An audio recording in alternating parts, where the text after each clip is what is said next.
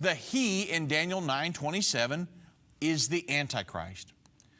The second question is, what is the covenant? Well, Genesis 15:18 explains, it says, "In the same day the Lord made a covenant with Abraham, saying, Unto thy seed have I given this land from the river of Egypt unto the great river, the river Euphrates."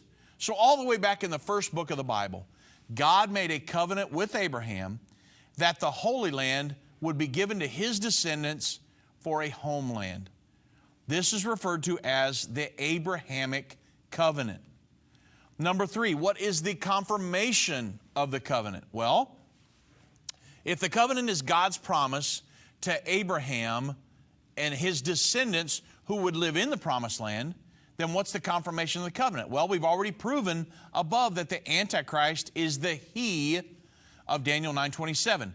So it follows that he is the one who will confirm the covenant. In other words, the Antichrist will confirm Israel's right to a homeland in the promised land.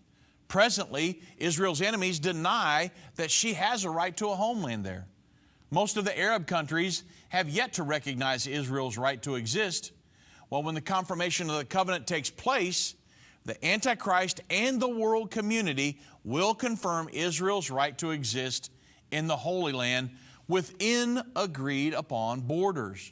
And this agreement will establish a Palestinian homeland in the area of, or perhaps an autonomous situation, a self-governing situation in the area of Judea, Samaria, commonly referred to as the West Bank. The question number four, and all of this is included in Daniel 9:27. What is meant by the stopping of the sacrifices?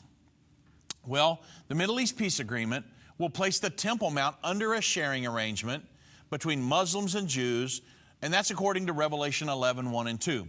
Israel will be allowed to build her third temple without disturbing the Muslim holy places. When the temple is completed, animal sacrifices will be offered just like they were back in the Old Testament.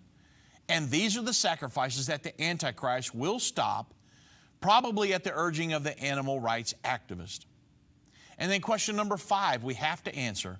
What is the event called the Abomination of Desolation? Well, the Abomination of Desolation, it appears really many times in Scripture. In Matthew 24:15, Jesus said that the Abomination of Desolation would stand in the holy place.